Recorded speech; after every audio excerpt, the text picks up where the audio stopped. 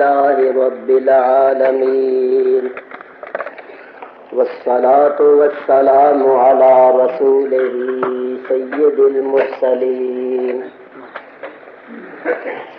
رحمة للعالمين شفيع المذنبين سيد الأولين والآخرين سيدنا ومولانا محمد رسول رب العالمين وعلى آله الطيبين الطاهرين وأصحابه المكرمين المعظمين وأولياء أمته الراشدين المرشدين سبحان الله. أما بعد فأعوذ بالله من الشيطان الرجيم بسم الله الرحمن الرحيم الف لام میم ذلك الكتاب لا ريب فيه هدى للمتقين الذين يؤمنون بالغيب ويقيمون الصلاة سبحان الله ومما رزقناهم ينفقون سبحان الله والذين يؤمنون بما أنزل إليك وما أنزل من قبلك وبالآخرة هم يوقنون سبحان الله أولئك على هدى من ربهم وأولئك هم المفلحون صدق الله العلي العظيم. دروشی پڑھیے اللہ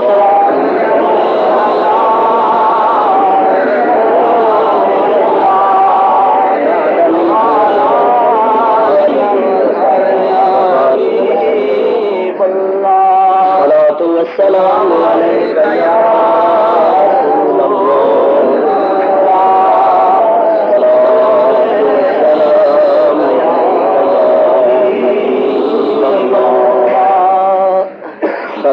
والسلام عليك يا رحمة للعالمين وعلى آلك وأصحابك يا شفيع المذنبين.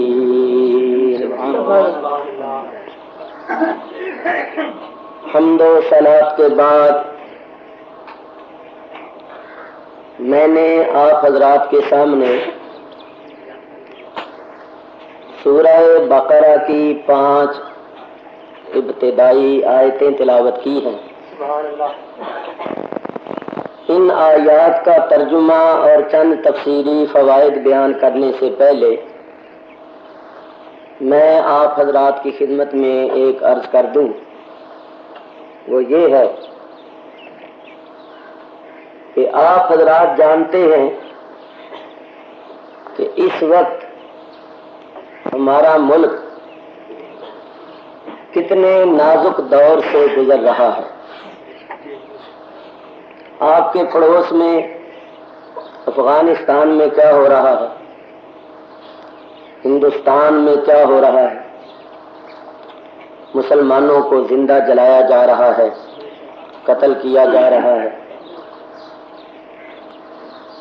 اور ایران اور عراق میں کیا ہو رہا ہے، فلسطین میں کیا کچھ ہوا ہے اور کیا کچھ ہو رہا ہے.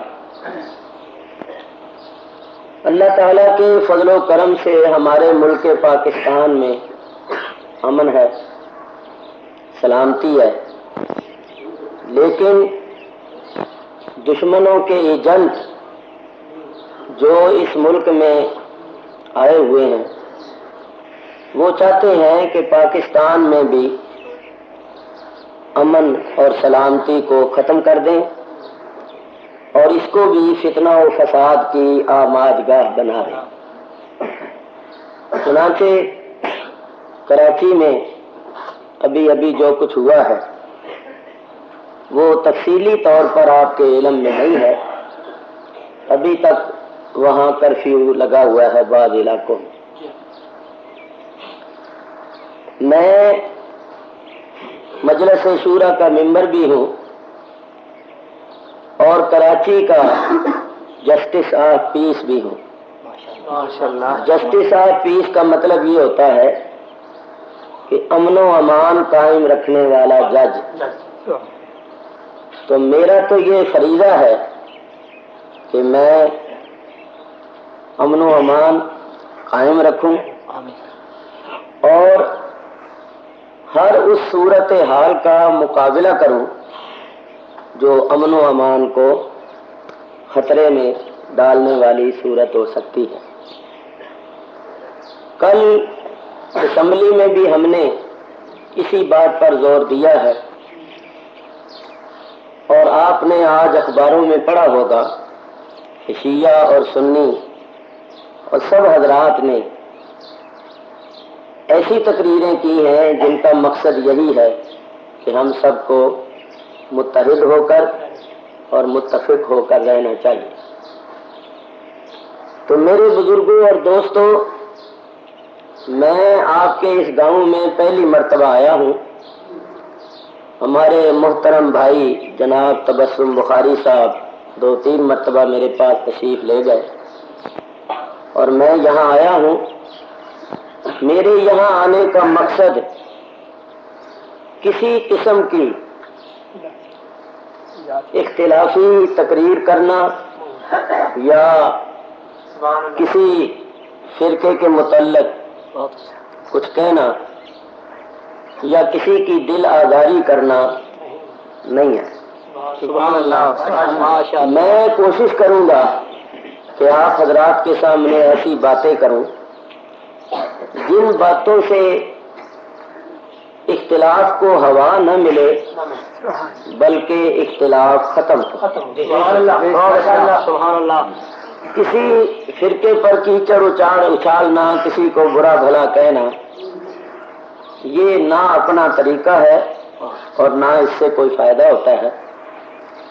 البتہ کتاب و سنت کی روشنی میں مسائل بیان کرنا یہ ہمارا حق ہے اور یہی میں آپ حضرات کے سامنے بیان کروں گا.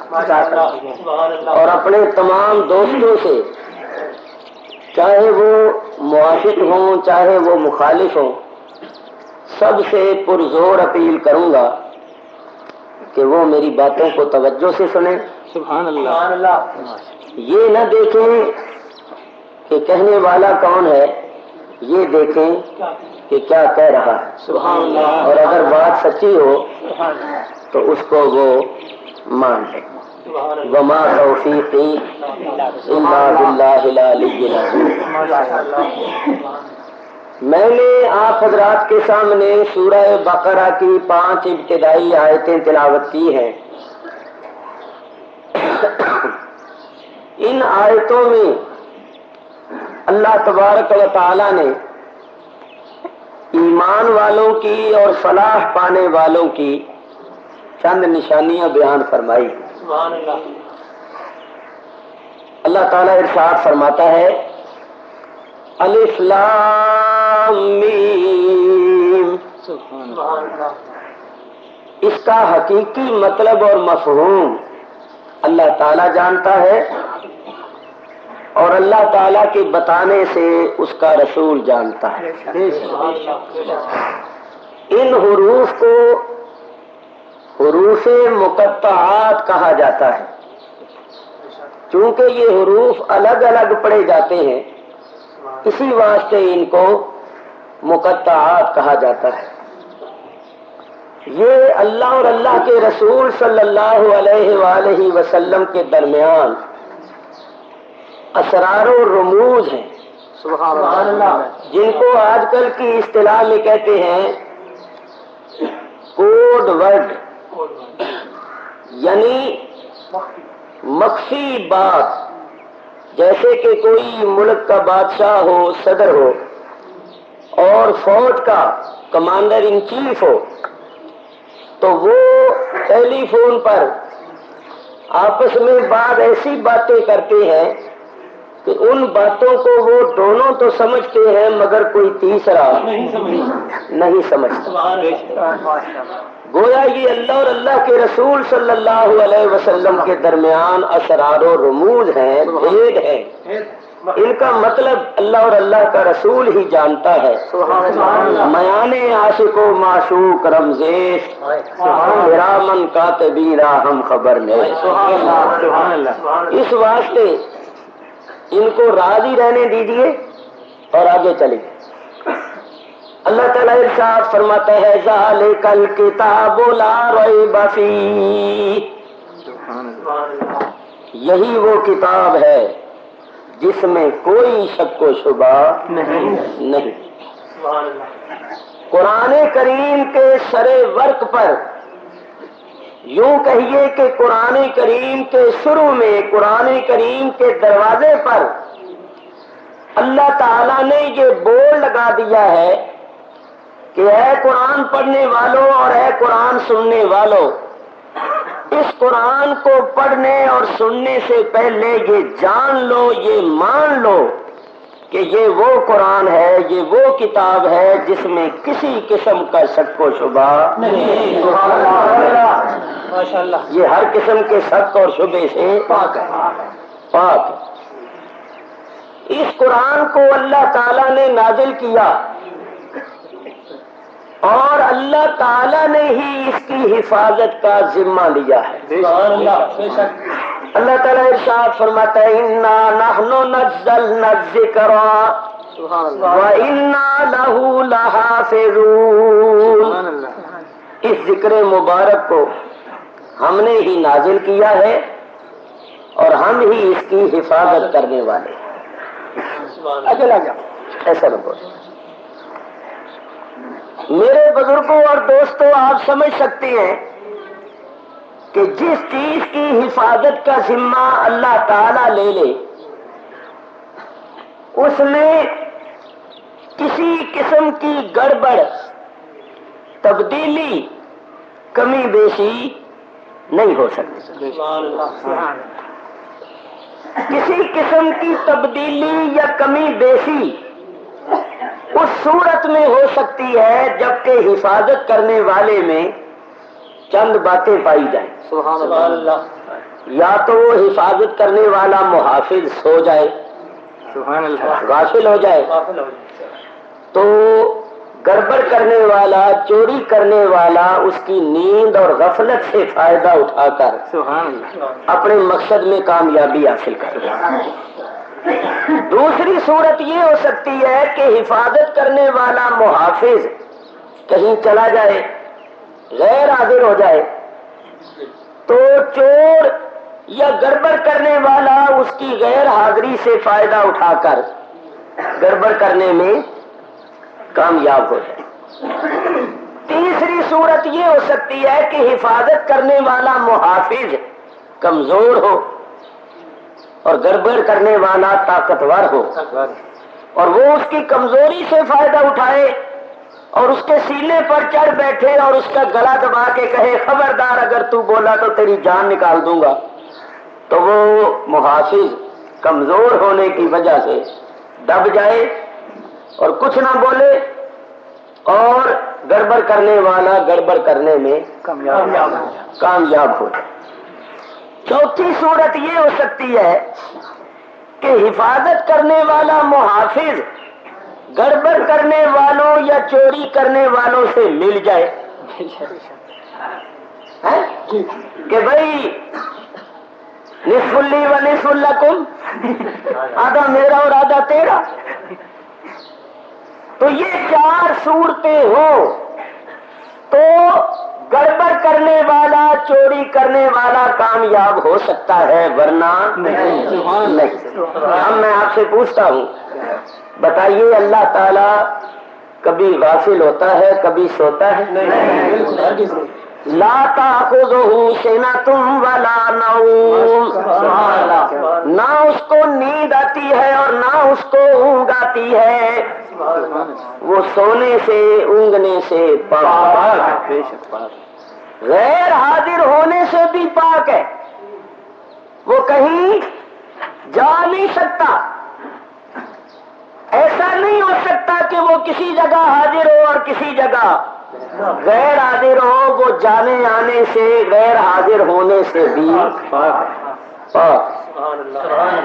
اور اس سے بڑھ کر طاقتور کیا ہونا، اس کے برابر کوئی طاقتور نہیں ہے، اور اللہ تبارک و تعالیٰ کے متعلق یہ تصور کرنا کہ وہ گڑبڑ کرنے والوں سے یا چوری کرنے والوں سے مل جائے، تو یہ اللہ تعالیٰ کی شان میں بہت بڑی گستاخی اور بے ادبی ہے، کوئی مومن ایسا تصور بھی نہیں کر سکتا۔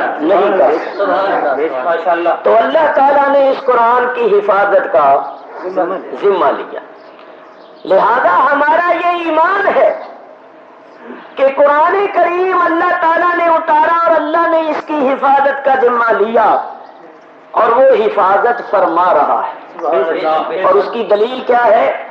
دیکھو، آپ ایک قرآن پاکستان کا چھپا ہوا لے لیں، ایک قرآن انڈیا کا چھپا ہوا لے لیں، ایک قرآن عرب کا چھپا ہوا لے لیں، ایران کا، افغانستان کا، فلسطین کا، شام کا، دنیا بھر کے جتنے ملک ہیں، جہاں جہاں بھی قرآن کریم چھپتا ہے یا چھپا ہے، دنیا بھر کے قرآن کریم کے نسخے جمع کر لیں اور ان کو دیکھیں، الحمد سے لے کر والناس تک ایک لفظ اور ایک حرف کا بھی فرق نہیں ہوگا۔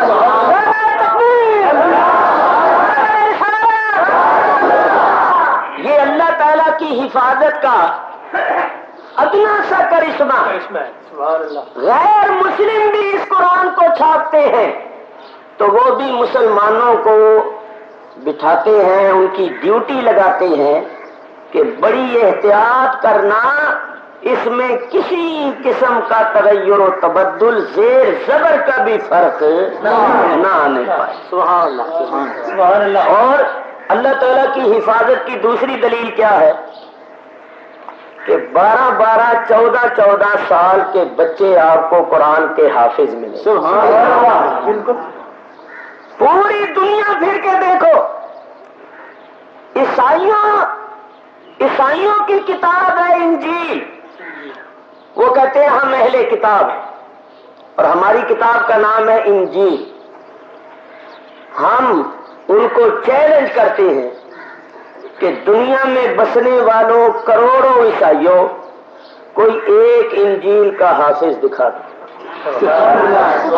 کوئی نہیں دکھا سکتا، بلکہ وہ اصل انجیل جو اللہ تعالیٰ نے عیسیٰ علیہ السلام پر اتاری تھی اس کا وجود بھی نہیں ہے۔ یہ جو اناجیل اربع ہیں، 4 انجیلیں، یہ حضرت عیسیٰ علیہ السلام کے 4 حواری تھے، یہ ان کا کلام ہے، اور اس میں بھی بڑی تبدیلیاں ہو چکی ہیں۔ بہر صورت نہ اصل انجیل موجود ہے اور نہ انجیل کا کوئی حافظ موجود ہے۔ یہودی کہتے ہیں ہم اہل کتاب ہیں، تو اصل تورات شریف جس زبان میں اللہ نے اتاری تھی اس کا ایک نسخہ دنیا میں موجود نہیں، اور کوئی تورات کا حافظ دنیا میں موجود نہیں، مگر اس گئے گزرے دور میں بھی اللہ کے فضل و کرم سے قرآن کریم کے لاکھوں حافظ موجود ہیں، اور ہر سال رمضان المبارک کے مہینے میں اس کا مظاہرہ ہوتا ہے۔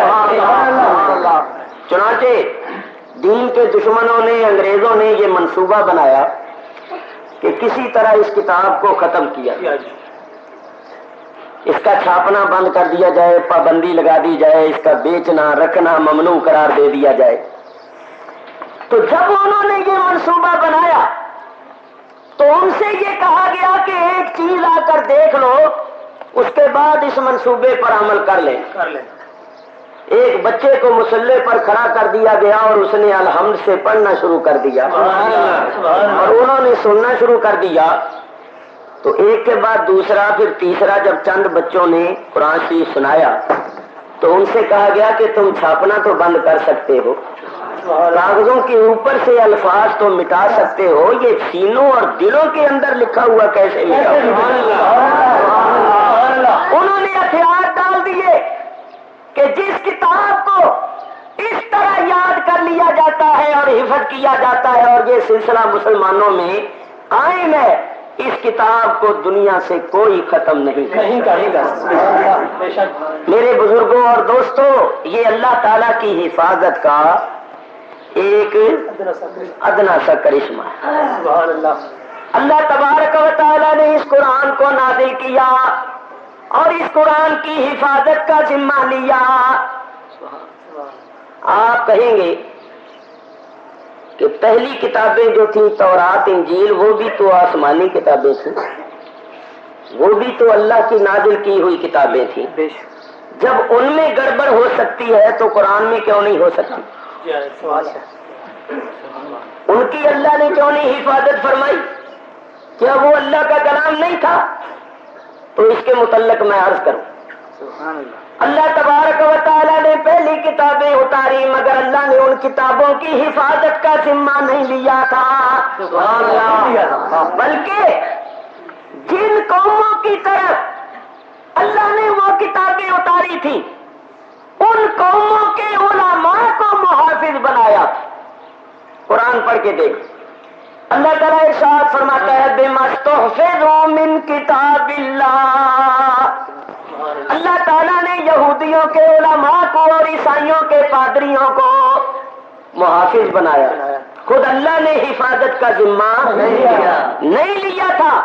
تو ہوا یہ کہ جن کو اللہ نے محافظ بنایا وہی چور بن گئے اور انہوں نے دنیا کا مال لے کر اللہ کے احکام کو اور اللہ کی آیتوں کو بدلنا شروع کر دیا۔ اسی واسطے اللہ تعالیٰ نے ارشاد فرمایا وَلَا تَشْتَرُوا بِآيَاتِي ثَمَنًا قَلِيلًا، کہ دنیا کے قلیل داموں کے عوض میری آیتوں کو نہ بدلو۔ معلوم ہوا کہ پہلی کتابوں میں تحریف اس لیے ہوئی کہ پہلی کتابوں کی حفاظت کا ذمہ اللہ نے نہیں لیا تھا اور قرآن کی حفاظت کا ذمہ اللہ نے لیا۔ یہ بھی سنو، پہلی کتابوں کی حفاظت کا ذمہ اللہ نے کیوں نہیں لیا اور قرآن کی حفاظت کا ذمہ اللہ نے کیوں لیا؟ سنو، اللہ نے دنیا کو یہ دکھانا تھا کہ یہ یہودیوں کے اور عیسائیوں کے علماء جو ہیں انہوں نے جان بوجھ کر علم والے ہو کر حق ادا نہیں کیا، اور مسلمان اس سے سبق حاصل کریں، کئی مسلمان بھی ایسے نہ ہو جائیں۔ اور اللہ تعالیٰ نے یہ دکھانا تھا کہ جب میں نے حفاظت کا ذمہ نہیں لیا، جن کو محافظ بنایا انہوں نے گڑبڑ کرنی شروع کر دی، تو اللہ نے دکھانا یہ تھا کہ کبھی کبھی محافظ بھی ایسا کر لیتا ہے۔ ابھی دیکھو نا، آپ بھی کئی محکموں کا محافظ بناتے ہیں، کسی جگہ کوئی چیز پڑی ہوتی ہے، کوئی جنس پڑی ہوتی ہے، تو جن کو محافظ بنایا جاتا ہے، جن کی ڈیوٹی ہوتی ہے حفاظت کرو، وہی گڑبڑ شڑبڑ کرنا شروع کر دیتے ہیں۔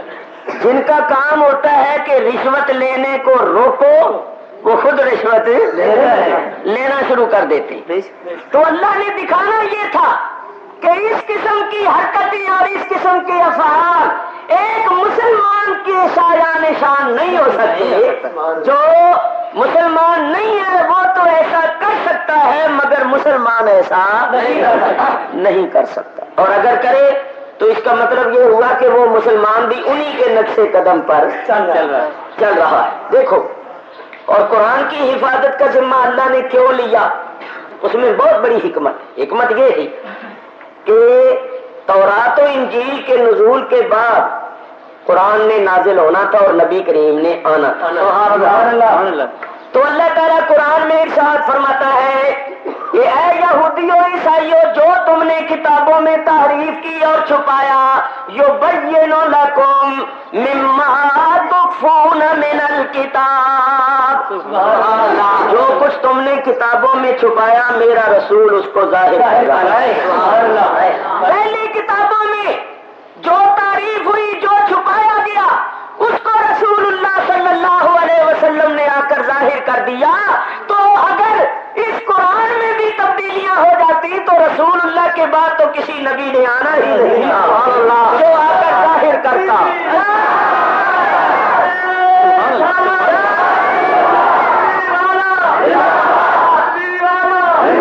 پہلی کتابوں کی حفاظت اللہ نے ان کے ذمے لگائی کہ اللہ ان کا امتحان کرے، دیکھے کہ یہ دیانتداری اور ایمانداری کا مظاہرہ کرتے ہیں یا نہیں کرتے.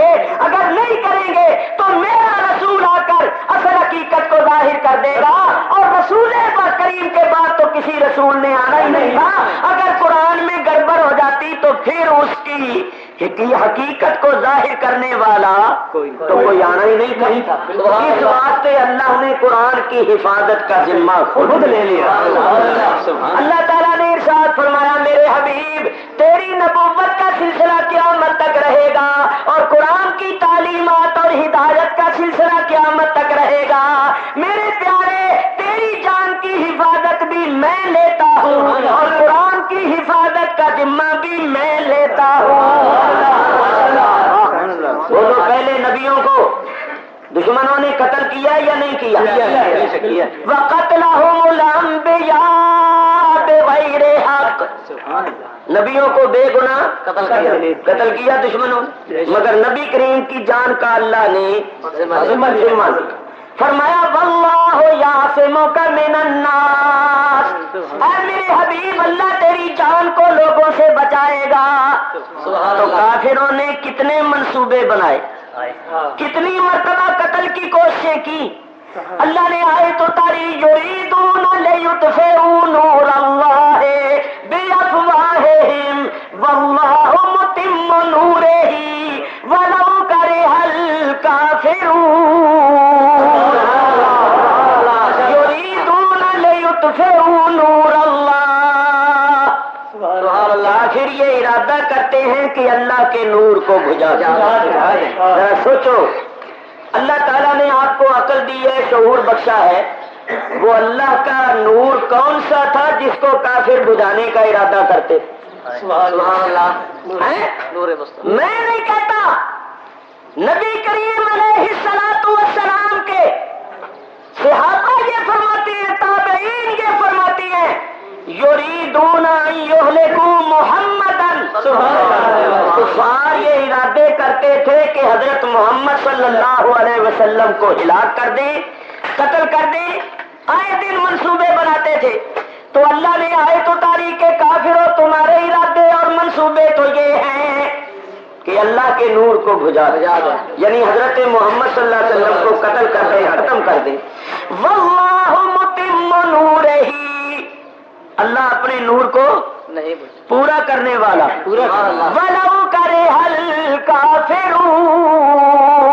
اگرچہ کافروں کو یہ ناپسند ہو. کیا مطلب؟ کہ اللہ نے اپنے نور حضرت محمد صلی اللہ علیہ وسلم کو جس مقصد کے لیے بھیجا ہے، اللہ اس مقصد کو اللہ تعالیٰ نے اس آیت میں اپنے حبیب کو نور اللہ فرمایا. سبحان اللہ. یریدون لیطفئوا نور اللہ. حضور علیہ الصلوۃ والسلام اللہ کے نور ہیں. سبحان اللہ. اگر یہاں پڑھے لکھے حضرات دھیان کرو، اگر یہاں نور اللہ سے مراد اللہ تبارک و تعالیٰ کا نور ہونا، یہ اللہ کی صفت ہے، اور اللہ تعالیٰ کی ذات بھی قدیم ہے، صفات بھی قدیم ہے. تو اللہ تعالیٰ کی کسی صفت کے متعلق کوئی شخص یہ تصور کر سکتا ہے کہ اس پر کوئی ایسا وقت بھی آیا تھا جبکہ وہ ناتمام تھی؟ کیونکہ اللہ کی شان یہ ہے الان کما کان. جیسے پہلے تھا ویسی اب ہے، جیسی اب ہے ویسے پہلے تھا. اس کی ذات صفات میں تنقیص یا تکمیل کا سوال پیدا نہیں ہو سکتا. تو اللہ جو فرماتا ہے کہ اللہ اپنے نور کو پورا کرنے والا ہے، تو اگر اللہ کا ذاتی نور مراد لیا جائے تو پھر کہنا پڑے گا کہ اس وقت ابھی وہ پورا نہیں ہوا تھا، بلکہ وہ وقت آنا تھا جس وقت میں اس نے پورا ہونا تھا، اور اللہ کے نور کے متعلق یہ تصور نہیں ہو سکتا، لہذا ماننا پڑے گا کہ یہاں نور اللہ سے مراد سرکار دو عالم علیہ السلام کی ذات ہے، اور اللہ کے فرمان کا مطلب یہ ہے کہ کافرو تم تو اس نور اللہ کو بجھانے ختم کرنے کا ارادہ کرتے ہو، مگر اللہ نے اپنے نور اپنے حبیب کو جس مقصد کے واسطے بھیجا ہے وہ مقصد پورا ہو کے رہے گا، چاہے تمہیں پسند ہو یا نہ۔ نعرہ تکبیر، نعرہ رسالت، نعرہ حیدری۔ معلوم ہوا کہ حضور علیہ السلام اللہ تعالیٰ کے نور ہے۔ یہ ضمن بات آ گئی تو میں عرض یہ کر رہا تھا کہ قرآن کریم کی حفاظت کا ذمہ اللہ تعالیٰ نے لیا۔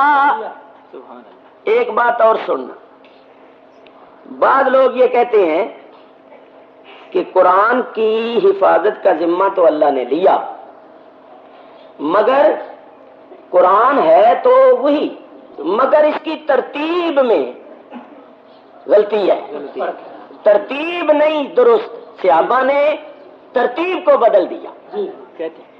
مثلا بڑی سیدھی سی بات ہے، وہ کہتے ہیں کہ سب سے پہلی آیت اتری تھی اقرا بسم ربک الذی خلق، اور وہ 30ویں پارے میں، اور آخر میں آیت اتری تھی الیوم اکملت لکم دینکم۔ تو اگر یہ کہ قرآن اسی ترتیب سے اترا ہوتا، اسی ترتیب سے جمع کیا ہوتا جس ترتیب سے اترا تھا، تو پھر سب سے پہلی آیت اقرا ہوتی اور سب سے آخری آیت الیوم اکملت ہوتی۔ اس کے متعلق میں عرض کروں، میرے بزرگوں اور دوستوں، اس قرآن کا نازل، اس قرآن کو نازل بھی اللہ نے کیا، اور اس کی حفاظت کا ذمہ بھی اللہ نے لیا، اور اس کی ترتیب کا ذمہ بھی اللہ نے لیا۔ ماشاءاللہ، کہاں لکھا ہوا ہے؟ اسی قرآن کو پڑھ کے دیکھو۔ اللہ تعالیٰ ارشاد فرماتا ہے ثم علینا جمعہ وقرآنا۔ پہلے تو ہم نے اس قرآن کو اتارا ہے، ثم، پھر علینا، ثم علینا جمعہ، پھر اس قرآن کا جمع کرنا بھی ہمارے ذمے ہے، قرآن، اور اس کے قرآن کے معنی پڑھنے کے ہیں، اس کے پڑھنے کی ترتیب بھی ہمارے ذمے ہے۔ اس قرآن کا جمع کرنا بھی ہمارے ذمے، اور اس کا پڑھنا جس ترتیب سے پڑھنا ہے وہ بھی ہمارے ذمے۔ اگر یہ کہا جائے کہ قرآن کریم کی تنزیل میں تبدیلی ہو گئی ہے تو پھر یہ کہنا پڑے گا کہ اللہ نے اپنا حق ادا نہیں کیا، جو اللہ نے وعدہ کیا تھا کہ اس کا جمع کرنا ہمارا کام، اور اس کی پڑھنے کی ترتیب کو قائم کرنا، مقرر کرنا، یہ ہمارے ذمے ہے، پھر اللہ تعالیٰ نے وہ اپنا ذمہ پورا نہیں کیا۔ چنانچہ دیکھو نبی کریم علیہ السلام نے اس قرآن کی ترتیب لگائی اللہ تعالیٰ کے حکم کے مطابق۔ جبریل امین تشریف لائے اور انہوں نے بتایا یہ آیت پہلے رکھیے، یہ بعد میں رکھیے، یہ اس طرح رکھیے، تو جبریل امین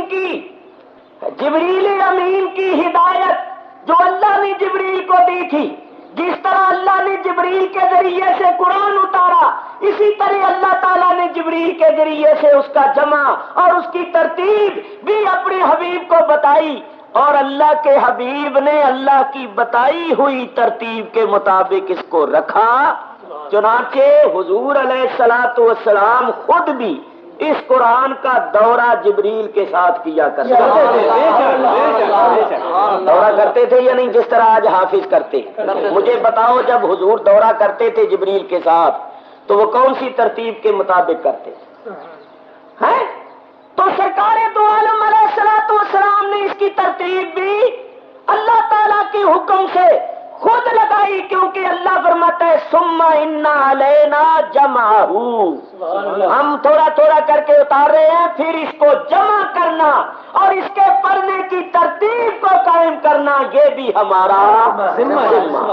تو اللہ تعالیٰ نے اسی اپنی ذمہ داری کو ادا کیا اور اپنے حبیب کو بتایا کہ اس ترتیب کے ساتھ اس کو رکھو۔ نبی کریم علیہ الصلوۃ والسلام نے اس کی ترتیب لگائی اور اسی ترتیب کے ساتھ نبی کریم علیہ الصلوۃ والسلام قرآن پڑھتے تھے، جبریل سے دورہ کرتے تھے، سبحان اللہ، اور اسی ترتیب کے ساتھ آج تک یہ قرآن موجود۔ چنانچہ دیکھو ابھی ہمارے شیعہ علماء جو ہیں وہ بھی ہمارے ساتھ تعاون کر رہے ہیں۔ آج کے اخبار میں آپ پڑھیے کہ سید رضی مجتہد جو ہمارے کراچی سے مجلس شورا کے ممبر ہیں، ان کا بیان آپ اخبار میں پڑھیے۔ اور اس سال محرم میں جو شام غریبہ کے موضوع پر علامہ نصیر الاجتہادی نے تقریر کی تھی وہ بھی آپ نے ٹیلی ویژن پر سنی ہوگی، میں نے خود سنی۔ انہوں نے یہ اعلان کیا کہ ہمارا اسی قرآن پر ایمان ہے، اور یہ قرآن من عن الحمد سے لے کر والناس تک اسی طرح موجود ہے جس طرح کے سرکار دو عالم کے زمانے میں موجود تھا۔ انہوں نے کہا کہ جو لوگ یہ کہتے ہیں نا کہ اس قرآن میں تبدیلیاں ہو گئی ہیں، کمی بیشی ہو گئی ہے، یہ روایتیں یہودیوں کی ہیں، یہ روایتیں یہودیوں کی ہیں، اور انہوں نے مسلمانوں کو آپس میں لڑوانے کے لیے یہ منصوبے بنائے اور روایتیں گھر گھر کے مسلمانوں میں داخل کر دی۔ تو انہوں نے اپنی تمام ملت شیعہ کو یہ کہا کہ میں تمہیں ہدایت دیتا ہوں کہ یہ جو قرآن اس وقت موجود ہے اس پر ایمان رکھو، اور اسی قرآن کو اللہ نے نازل کیا اور اسی کی حفاظت کا ذمہ اللہ نے لیا۔ علامہ نصیر الاجتہادی ابھی بھی اسلام آباد میں موجود ہے، ان سے پوچھ سکتے ہیں، ان کی تقریر ٹیپ کی ہوئی ہمارے پاس موجود ہے۔ یہ میں اس لیے کہہ رہا ہوں تاکہ ہم لوگ آپس میں اتحاد کریں، ایک دوسرے کے قریب ہو جائیں، اور جو غلط فہمیاں لوگوں میں پیدا ہو چکی ہیں ان کو دور کر دیں، اور لڑائی جھگڑا نہ کریں بلکہ ایک دوسرے کے قریب ہونے کی کوشش کریں۔ اور پھر ہم تو بہت ہی قریب ہیں کیونکہ آپ اسی جلسے میں یا علی کا نعرہ سن رہے ہیں، ہم تو یا علی کے نعرے لگاتے ہیں، بالکل ہم تو اہل بیت اطہار کے نظر و نیاز کرتے ہیں، ہم تو ان کی محبت کو جزو ایمان نہیں عین ایمان سمجھتے ہیں۔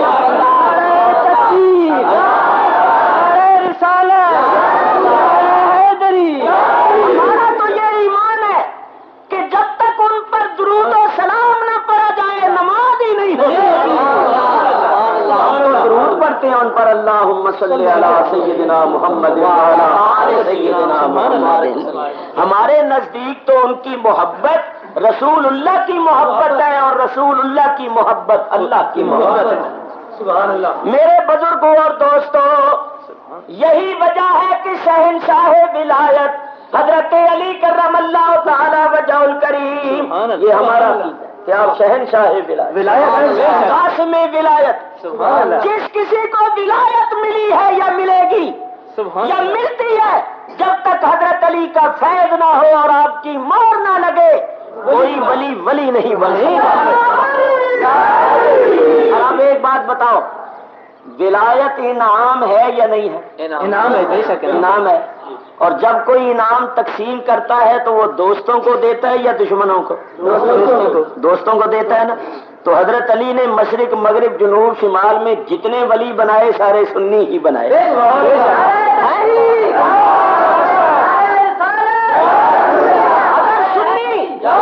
اگر سنی اہل بیت کے دشمن ہوتے یا مخالف ہوتے تو حضرت علی کبھی ان کو ولایت کا انعام عطا نہ فرماتے۔ معلوم ہوا کہ ہم سنی صحیح معنوں میں حضرت علی کے غلام ہیں، حضرت علی کے ماننے والے ہیں، اسی واسطے حضرت علی نے ولایت کا انعام دیا تو سنیوں کو۔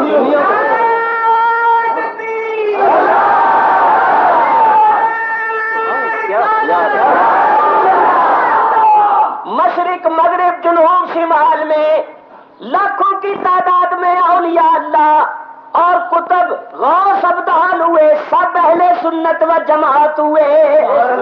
تو اہل سنت تو اہل بیت کے غلام ہیں، جنہوں نے جو کچھ پایا ہے اہل بیت کے گھر سے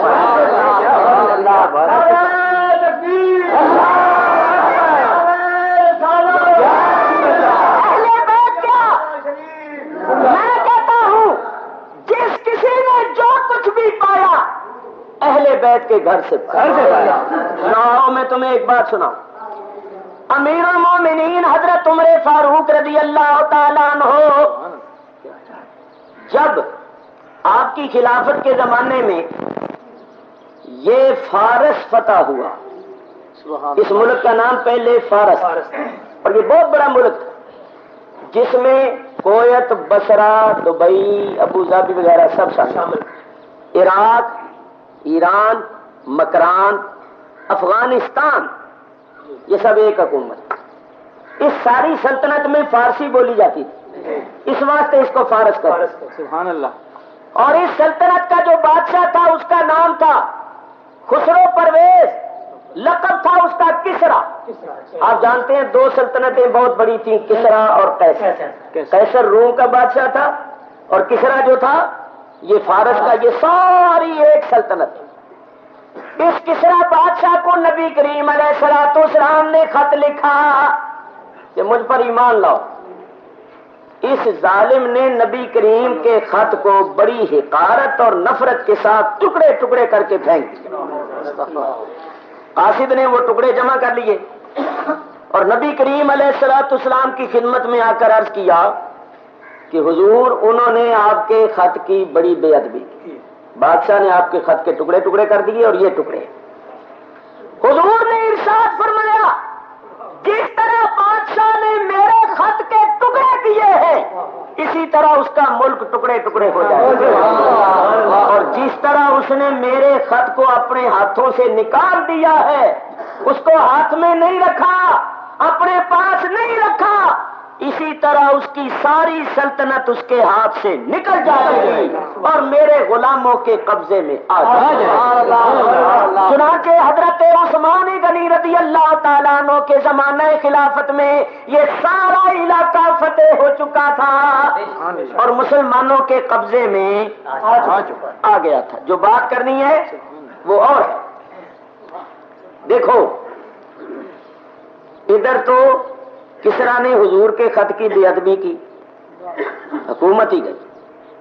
ترکوں کا بادشاہ جو تھا اس کو حضور نے خط لکھا تو ترکوں کے بادشاہ نے حضور کے خط کی تعظیم، سبحان اللہ سبحان اللہ، خط کا احترام کیا۔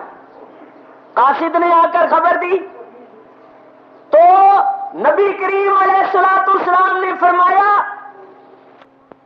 انہوں نے میرے خط کا احترام کیا، ادب کیا، اللہ ان کی بادشاہی کو قیامت تک قائم رکھے۔ یہ میرے نبی کا زندہ معجزہ ہے۔ جرمن، جاپان والے اور دنیا بھر کی قوتیں اور طاقتیں ایڑی چوٹی کا زور لگا چکی ہیں، ترک فتح نہیں ہوئے، کیونکہ حضور نے فرمایا کہ ان کی سلطنت قیامت تک قائم رہے گی، اور جس دن ترک فتح ہو گئے سمجھ لینا قیامت آ جائے۔ جب مدائن فتح ہوا، مدائن یہ اس وقت کسرا بادشاہ کی سلطنت کا دارالخلافہ تھا، جیسے پاکستان کا اسلام آباد۔ جب مدائن فتح ہوا اور وہاں کے خزانوں کا مال آیا مدینہ طیبہ میں، مال غنیمت، تو مدینے والے کہتے ہیں ہم نے اپنی زندگیوں میں کبھی اتنا مال اور اس قسم کا مال پہلے کبھی نہیں دیکھا، ڈھیر لگے۔ امیر المومنین حضرت عمر فاروق رضی اللہ تعالیٰ عنہ مال کو تقسیم کرنے کے واسطے آئے۔ جب آ کر بیٹھے تو سب سے پہلے شہزادہ رسول، جنت کے نوجوانوں کے سردار سیدنا امام حسن رضی اللہ تعالیٰ عنہ تشریف لائے اور آ کر کہا کہ امیر المومنین ہمارا حق ہمیں دیجیے۔ آپ نے 1000 درہم یا دینار ان کو دیا اور وہ تشریف لے گئے۔ ان کے جانے کے بعد سیدنا امام حسین رضی اللہ تعالیٰ عنہ تشریف لائے، انہوں نے بھی آ کر یہی کہا امیر المومنین ہمارا حق ہمیں دیجیے. آپ نے فرمایا بالبرکت والکرامہ. سر آنکھوں پر تشریف رکھیے اور 1000 ان کی خدمت میں پیش کیا. وہ بھی لے کر چلے گئے. ان دونوں کے جانے کے بعد امیر المومنین حضرت عمر کے بیٹے حضرت عبداللہ بن عمر اور کہا کہ ابا جان میرا حق مجھے دیجیے. آپ نے ان کو 500 دیا. حضرت عبداللہ نے کہا کہ ابا جان آپ نے حسن حسین کو 1000 دیا ہے اور مجھے 500 دیا ہے. حالانکہ میں نبی کریم کے زمانے میں بھی جہاد کرتا تھا. حسن حسین اس وقت بچے تھے اور گلیوں میں کھیلتے، کیونکہ جب نبی کریم کا وصال ہوا تھا امام حسن کی عمر 6.25 سال کے قریب تھی اور امام حسین کی عمر کوئی 6 سال کے قریب تھی. تو حضرت عبداللہ نے کہا میں تو حضور کے زمانے میں حضور کے ساتھ جا کر راہ خدا میں جہاد کرتا تھا، پرانا مجاہد ہوں، حضور کے ساتھ مل کر میں نے کافروں سے لڑائیاں کی ہیں، تو مجھے آپ نے 500 دیا ہے اور حسن حسین کو 1000 دیا ہے. میرا حق تو زیادہ بنتا ہے، میں پرانا مجاہد ہوں، کتنے عرصے سے جہاد کر رہا ہوں، حضور کے زمانے سے جہاد کر رہا ہوں. تو آپ نے ارشاد فرمایا بیٹا کیا تو حسن حسین کا مقابلہ کرتا ہے؟ میں نے حسن حسین کو 1000 اس لیے نہیں دیا کہ انہوں نے کتنی جنگوں میں حصہ لیا، وہ رسول اللہ کی آنکھوں کے تارے، وہ جنت کے نوجوانوں کے سردار ہیں. تو ان کا مقابلہ کرتا ہے، تو ان کی برابری کرتا ہے. کیا تیری ماں بھی فاطمہ الزہرا ہے؟ کیا تیرا نانا بھی خاتم الانبیاء ہے؟ کیا تیرا چاچا بھی جعفر طیار ہے؟ تو ان کا مقابلہ برابری کرتا ہے. بیٹا تو اپنی حیثیت کو دیکھ اور حسن حسین کا مقابلہ نہ کر، وہ نبی کریم کے لگتے جگر. اس سے اندازہ کرو حضرت عمر فاروق کے دل میں اہل بیت کا کتنا احترام. ایک روایت اور سن لو پھر میں آگے بڑھتا ہوں. ایک مرتبہ سیدنا امام حسین رضی اللہ تعالیٰ عنہ حضرت عمر فاروق کی خدمت میں آئے، کوئی کام تھا. اس وقت حضرت عمر اپنی خاص کابینہ کے ساتھ اندر بیٹھ کے کوئی مشورہ کر رہے ہیں. جیسے آج کل آپ جاتے ہیں نا کسی کو ملنے تو کہتے ہیں جی میٹنگ ہو رہی ہے، اجلاس ہو رہا ہے. اس طرح وہ اندر بیٹھ کے کوئی خاص مشورہ کر رہے ہیں. تو حضرت امام حسین نے دیکھا کہ دروازے کے باہر حضرت عمر فاروق کے حقیقی بیٹے عبداللہ کھڑے ہیں. انہوں نے اندر آنے کی اجازت مانگی تو امیر المومنین نے اجازت نہیں دی کہ بیٹا اس وقت میں مصروف ہوں، پھر کبھی آنا، پھر کسی وقت آنا. حضرت امام حسین نے خیال کیا کہ جب انہوں نے اپنے حقیقی بیٹے کو اندر آنے کی اجازت نہیں دی تو مجھے کب دیں گے، اور اس وقت واقعی مصروف ہے، تو بہتر یہ ہے کہ میں بھی چلا جاؤں اور اپنے آنے کی اطلاع ہی نہ کروں، پھر کسی وقت آ جاؤں گا. حضرت امام حسین بھی چلے گئے. دربان جو تھا، خادم جو تھا، جس کی ڈیوٹی تھی دروازے پر کہ کسی کو اندر نہ آنے دینا، اس نے جا کر امیر المومنین سے کہہ دیا کہ سیدنا امام حسین فرزند رسول تشریف لائے تھے اور وہ چلے گئے. یہ سننا تھا کہ حضرت عمر فاروق اٹھے اور ننگے پاؤں دوڑے اور جا کر راستے میں امام حسین کو ملے اور فرمایا کہ اے فرزند رسول آپ تشریف لائے تھے تو پھر اندر اطلاع کیوں نہیں دی اور واپس کیوں آ گئے؟ تو حضرت امام حسین نے کہا امیر المومنین میں نے دیکھا کہ جب آپ نے اپنے حقیقی بیٹے کو اندر آنے کی اجازت نہیں دی تو مجھے کب دیں گے؟ ظاہر ہے کہ کوئی بڑا ہی اہم اور ضروری کام ہوگا تو اس وقت مداخلت ٹھیک نہیں، میں واپس آ گیا کہ میں پھر مل لوں گا. حضرت عمر فاروق نے ارشاد فرمایا اے فرزند رسول عمر اپنے بیٹے کو روک سکتا ہے لیکن رسول اللہ کے بیٹے کو نہیں روک سکتا. اے فرزند رسول یہ ہمارے سروں پر بال کس نے اگائے ہیں؟ یعنی ہمارے سروں پر جو خلافت کا تاج ہے آج ہم امیر المومنین کہلاتے ہیں تو یہ آپ کے گھرانے کا ہی تو فیض ہے۔ عمر اپنے بیٹے کو روک سکتا ہے، آپ کو نہیں روک سکتا۔ سنو، آئندہ جب کبھی آپ تشریف لائیں آپ کو کسی سے اجازت لینے کی ضرورت نہیں، بلا اجازت آپ اندر آ جایا کریں، آپ کے لیے اجازت لینے کی ضرورت نہیں۔ اس سے اندازہ کرو کہ ان کے دلوں میں کتنا احترام تھا۔ میرے بزرگوں اور دوستوں، وہ آپس میں شیر و شکر تھے۔ دیکھو، حضرت علی کرم اللہ تعالی وجہ الکریم اور حضرت ابو بکر صدیق رضی اللہ تعالیٰ عنہ دونوں نماز پڑھ کے مسجد سے نکلے، باہر بچے کھیل رہے تھے، ان میں حضرت امام حسن بھی تھے۔ حضرت ابو بکر صدیق نے امام حسن کو اٹھا لیا اور اٹھا کر چوما اور چوم کر کہا کہ بے ابی انت، اے بچے میرا باپ تجھ پر قربان ہو جائے، تو علی کے مشابہ نہیں، تو رسول اللہ کے مشابہ، تیری شکل و صورت تو رسول اللہ جیسی ہے، تو علی کے مشابہ نہیں ہے۔ چنانچہ حضرت امام حسن سینے سے لے کر سر کے بالوں تک وہ بہو سرکار دو عالم کا اور امام حسین سینے سے لے کر پیروں تک نبی کریم کے مشابہ تھے۔ آدھا حسن حسن کو ملا اور آدھا حسن حضور کا حسین کو۔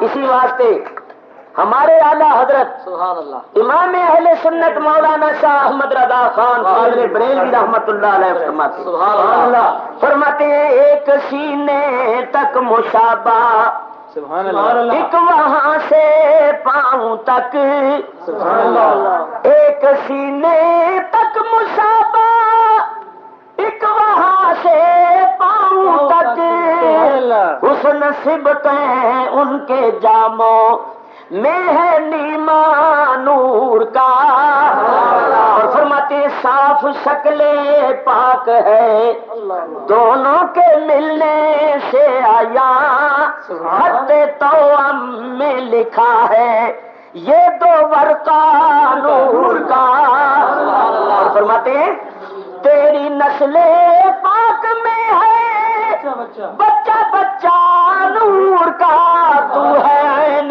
نور تیرا سب گھرانہ نور کا،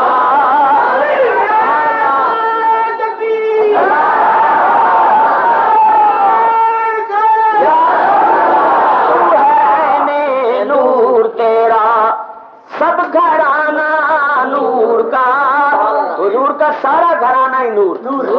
بولو، حضرت عثمان غنی رضی اللہ تعالیٰ عنہ کا لقب کیا ہے؟ ذوالنور ہے، دو نوروں والے۔ اور وہ دو نور کون سے تھے؟ حضور کی دو بیٹی، حضور علیہ الصلوۃ والسلام کی بیٹی حضرت رقیہ اور حضرت ام کلثوم۔ جو لوگ ان کو بیٹیاں نہیں نہ مانتے وہ جاہل ہیں، علم نہیں ان کو۔ خود ان کے مذہب کی معتبر مستند کتابوں میں لکھا ہوا ہے کہ حضور کی بیٹیاں، حضور کی 4 بیٹیاں حضور کے نکاح کے بعد حضور کے صلب پاک سے یہ پیدا ہوئی ہے۔ تو یاد رکھو یہ قرآن سے بھی ثابت ہے، حدیث سے بھی ثابت ہے، سب کتابوں سے ثابت ہے۔ تو 2 بیٹیاں یکے بعد دیگرے حضرت عثمان کے نکاح میں آئیں، حضرت رقیہ اور حضرت ام کلثوم۔ تو 2 بیٹیاں آئی نا تو ان کا لقب ہی ہو گیا ذوالنورین، 2 نوروں والے۔ تو 2 نور کون سے تھے؟ حضور کی بیٹیاں۔ تو جن کی بیٹیاں نور ہیں وہ خود نور نہیں؟ تیری نسل پاک میں ہے بچہ بچہ نور کا، تو ہے نور تیرا سب گھرانہ نور کا، تو ہے نور تیرا سب گھرانہ نور کا۔ میں عرض یہ کر رہا تھا کہ جس کسی کو جو نعمت بھی ملی ہے سب انہی کے گھر سے ملی، سارے جہان کے اولیاء اللہ کو ولایت کا انعام ملا تو انہی کے گھر سے۔ اور ہم ہیں حنفی، ہم ہیں حنفی۔ ہمارے امام اعظم امام ابو حنیفہ رضی اللہ تعالیٰ عنہ نے فیض پایا تو اہل بیت کے گھر سے آپ امام جعفر صادق رضی اللہ تعالیٰ عنہ کے شاگرد. یہاں میں ایک بات کرتا ہوں، اصل میں یہ علم نہ ہونے کی وجہ سے باتیں پیدا ہوتی.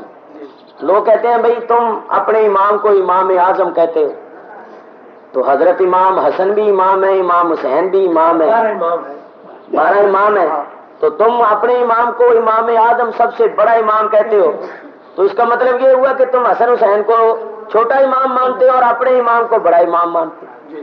تو یہ علم نہ ہونے کی وجہ. اور میاں حضرت امام اعظم امام ابو حنیفہ رضی اللہ تعالیٰ عنہ تو تابعی ہیں، اور حضرت امام حسن حسین صحابی ہیں. سبحان اللہ. اور صحابی کا جو مقام ہے وہ تابعی کا نہیں ہے. ایک دوسری بات یہ ہے کہ صحابی تو لاکھوں ہیں، سبحان اللہ. مگر حسن حسین تو حضور کے لگتے جگر ہیں، سبحان اللہ. حضور کے نورے نظر ہیں. تو امام اعظم کی تو یہ شان تھی کہ امام اعظم ایک کمرے میں بیٹھے ہوئے تھے اور آپ کی خدمت میں علماء فقہاء کا مجمع تھا. تو کمرہ ایسا تھا جس کے آگے گلی تھی، تو آپ کھڑے ہو جاتے اور ادب سے کھڑے ہو جاتے، پھر بیٹھ جاتے. تھوڑی دیر گزرتی پھر کھڑے ہو جاتے. چند مرتبہ آپ کھڑے ہوئے. حاضرین نے عرض کیا کہ حضرت نہ کوئی آتا ہے نہ کوئی جاتا ہے، کھڑا ہونے کی وجہ تو آپ کھڑے کیوں ہوتے ہیں بار بار اور بڑے احترام سے کھڑے ہوتی ہیں؟ تو آپ نے ارشاد فرمایا کہ اس گلی سے ایک بچہ گزرتا ہے جو فاطمہ زہرا کی اولاد، جو نبی کریم علیہ الصلوۃ والسلام کی اولاد میں سے ہے. تو جب وہ گزرتا ہے میری نظر اس پر پڑتی ہے تو میں احتراماً کھڑے. ابو حنیفہ کی مجال نہیں کہ رسول اللہ کے کسی فرزند کو دیکھے اور احتراماً کھڑا نہ ہو. بولو جو امام اعظم کے زمانے میں شہزادے گزرتے ہوں گے وہ تو ان کی اولاد ہی ہوں گے نا، امام حسن حسین کی اولاد میں سے ہوں گے. تو امام اعظم ان کا اتنا احترام کرتی ہے. جب ان کا اتنا احترام کرتی ہے جو ان کی اولاد ہے تو خود امام حسن حسین کا کتنا ادب و احترام کرتے ہیں. دیکھو ایک یہاں اور بھی اشارتاً بات کروں. ہمارے امام اعظم تو سید لڑکے کو دیکھتے تھے تو کھڑے ہو جاتے تھے، اور آج کل حنفی کہلانے والے کہتے ہیں رسول اللہ کی تعظیم کے لیے کھڑا ہونا شرک ہے. آج کل حنفی کہلانے والے کہتے ہیں رسول اللہ کی تعظیم کے لیے کھڑا ہونا شرک ہے. ارے تم حنفی کہلاتے ہو تو امام ابو حنیفہ تو سید لڑکے کو دیکھ کر کھڑے ہو جاتے ہیں. اگر سچے حنفی ہو تو نبی کریم کی تعظیم کے لیے جو قیام کیا جاتا ہے اس کی مخالفت نہ کرو. ہم تعظیم کرتے ہیں. اچھا اب میں بات کروں، حضرت امام حسن حسین کا جو مرتبہ ہے وہ تو اتنا بلند ہے کہ حضرت امام اعظم امام ابو حنیفہ کو اگر حضرت امام حسین رضی اللہ تعالیٰ عنہ کے پیروں کی خاک مل جاتی تو وہ سرما بنا. سبحان اللہ. ماشاء اللہ. مگر ان